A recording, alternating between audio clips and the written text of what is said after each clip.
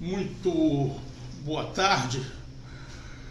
Estamos gravando essa aula hoje com o intuito de fechar o estudo do ponto no plano cartesiano. Na aula passada a gente fez alguns exercícios de área de polígono com o método Mestre Vitor, e aquele assunto encerra a parte de ponto. A partir da próxima aula já entraremos no estudo da reta. Então o que eu selecionei para os senhores? Eu fiz uma coletânea de 5 exercícios que todos que caíram em provas passadas aqui do CN, para a gente resolver, para colocar uma espécie de cereja do bolo no assunto ponto. Ok? Então vamos aos exercícios. Vamos lá, senhores. Exercícios finais sobre o estudo do ponto. Aquela tática de sempre. Depois de ler o exercício, pause o vídeo, tente resolvê-lo e depois observe a solução.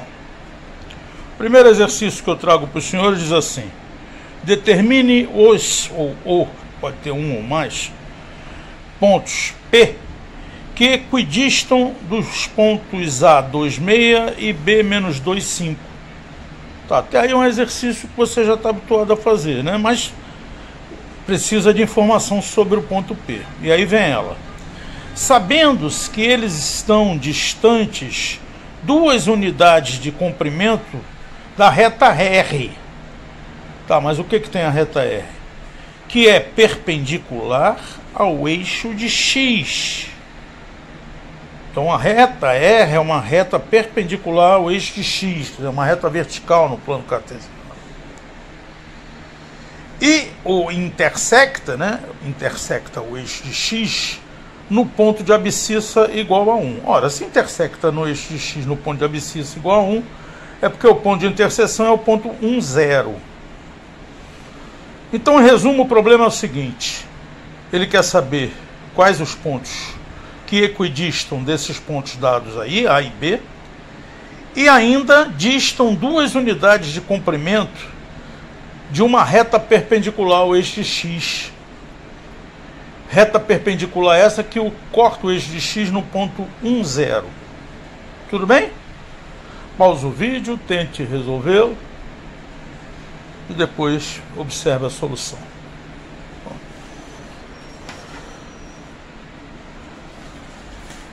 Olha a solução aí. Ponto A 2,6, ponto B menos 2,5. A reta R está aqui desenhada, ó. É a reta perpendicular ao eixo de X e que intersecta esse eixo de X no ponto de abscissa 1, ou seja, no ponto 1, 0. Ora, amigo, se esses pontos distam 2 unidades dessa reta, é porque eles estão aqui, ó, ou aqui, certo? Eles estão aqui ou aqui, nessa reta que eu fiz a lápis. Bom, o que a gente sabe?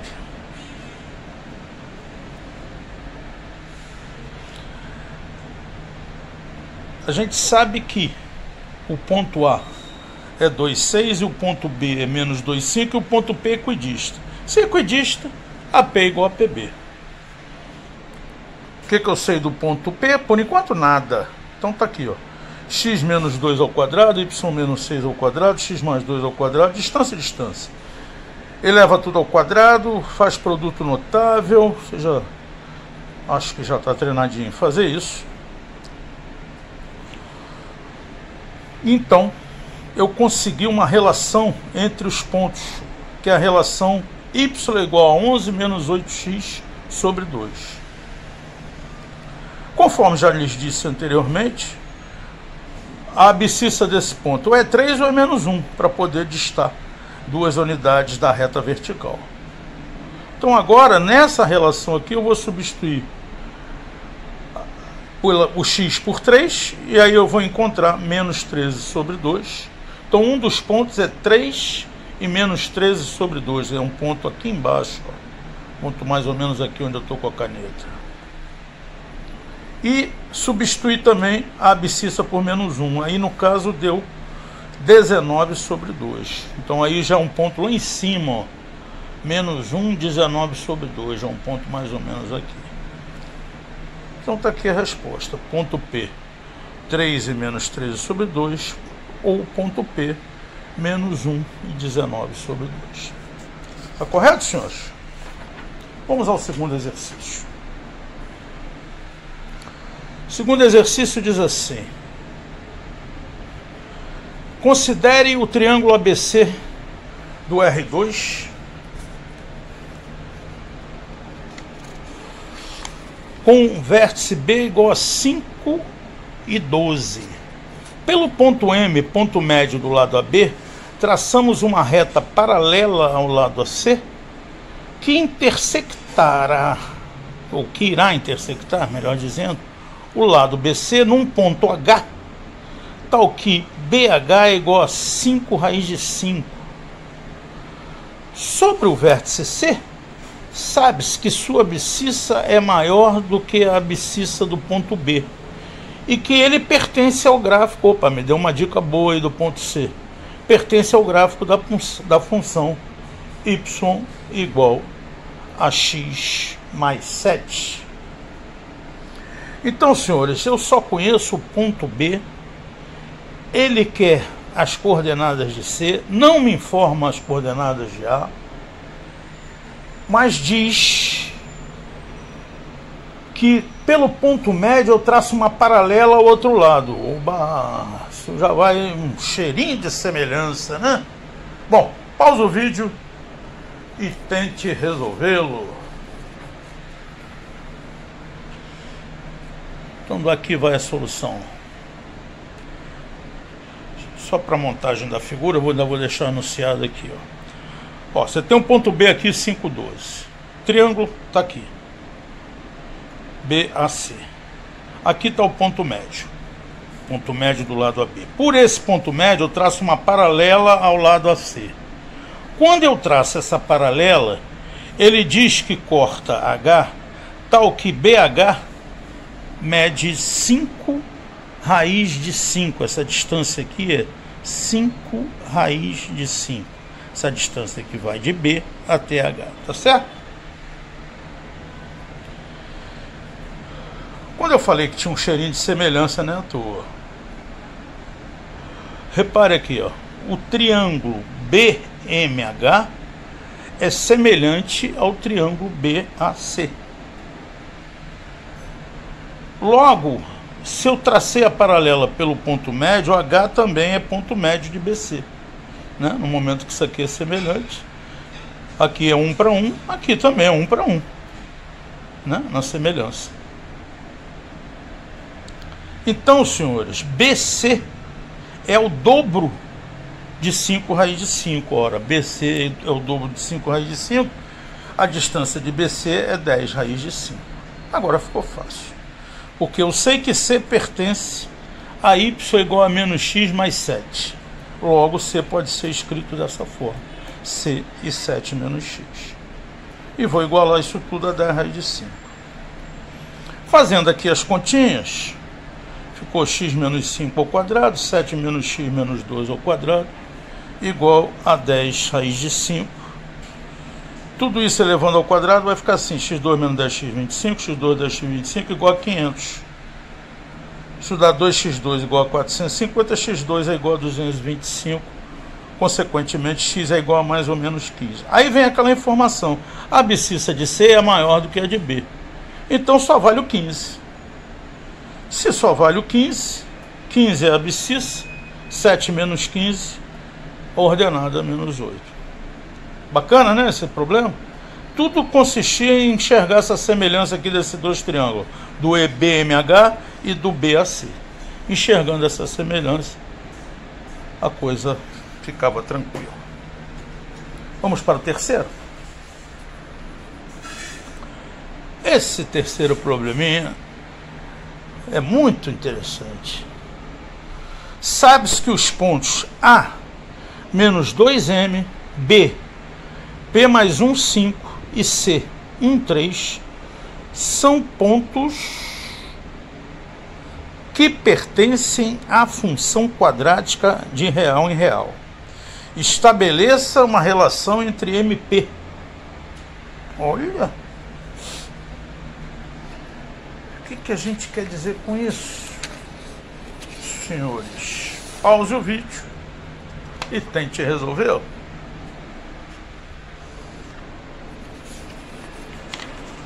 Bom, aí eu vou chamar a sua atenção do seguinte: 3 pontos quaisquer no plano cartesiano sempre terá uma parábola passando por ele. Como assim? E se eles estiverem alinhados? Opa, se eles estiverem alinhados, não. Mas caso eles não estejam alinhados, você sempre, se eu te convidar para ver aqui, marcar 3 pontos aleatórios no plano cartesiano, você sempre vai ter uma parábola. E parábola, não estou falando função quadrática, não, estou falando parábola. Parábola assim ou parábola assim. Ok? Sempre. Então só há uma condição de 3 pontos por eles não passarem uma parábola. É se ele estiver alinhado. Então, em outras palavras, aquele problema está querendo, eu volto ao enunciado dele, está querendo o seguinte: sabe que os pontos que pertencem à quadrática, então, é porque eles não estão alinhados. Já pensa em diferente de zero. Só que aqui ainda tem um complicador, que é o fato de ser função quadrática. Ora, amigo, você aprendeu no ano passado que para ser função quadrática, para cada elemento do domínio, nós temos que ter uma imagem diferente, tá certo? Eu não posso ter um elemento do domínio me correspondendo com 2 imagens. Então, eu aqui tenho um segundo cuidado no que diz respeito a essa abscissa aqui, ó. Essa abscissa, que está em função de P, ela precisa ser diferente de 1 e precisa ser diferente de menos 2. Bom, acho que eu já resumi os cuidados todos que você tem que ter. Então vejamos a solução. Então aqui está escrito assim: se os 3 pontos pertencem a uma função quadrática, eles precisam atender às seguintes condições. 2 deles não podem ter a mesma abscissa. Isso, função quadrática. Se fosse só parábola, poderia, tá? Parábola não tem problema. Nem toda parábola é representante de um gráfico de função quadrática. A parábola côncava para a direita ou para a esquerda não é função. A parábola oblíqua também não é função. Nós vamos estudar isso mais à frente. Mas em sendo função quadrática, 2 deles não podem ter a mesma abscissa. Então, como já lhe falei, P mais 1 tem que ser diferente de menos 2 e P mais 1 tem que ser diferente de 1, dados que os pontos foram 1 e 3 e menos 2 e n. Tá, aí feito isso, eu chego à conclusão que P tem que ser diferente de menos 3 e P tem que ser diferente de 0. Segundo, os 3 pontos não podem ser colineares por tudo que eu já lhe falei. Se os pontos estiverem alinhados, não tem nenhuma parábola passando por ele, muito menos função quadrática. Então, a condição de alinhamento que você já aprendeu, o determinante tem que ser diferente de 0. Armei a matriz aqui bonitinho. Menos 2m, P mais 1, 5, 1, 3, tudo 1, repetir. Isso aqui ficou assim, né? Menos 10, M, 3P mais 3, lá para cima, menos 5, porque trocou o sinal, menos 6 vira mais 6, M que multiplica por mais 1 vira menos M que multiplica por mais 1, fez as continhas, aí eu cheguei nisso aqui, ó. 3P menos MP tem que ser diferente de 6, P em evidência, para ficar mais bonitinho, que multiplica 3 menos M diferente de 6. Então essa é a relação. P que multiplica 3 menos M tem que ser diferente de 6, e P tem que ser diferente de 3 e diferente de 0. Ok, senhores? O problema é interessante. Então já sabem, 3 pontos sempre tem parábola, desde que eles não estejam alinhados, não sejam colineares. Número 4. problema diz o seguinte: sejam A 1, 2, B 3, 2, 2 pontos no plano cartesiano. Nesse plano, o segmento AC é obtido por uma rotação de 60 graus em torno do ponto A, no sentido anti-horário. Calcule as coordenadas de C. Pause o vídeo e tente resolvê-lo.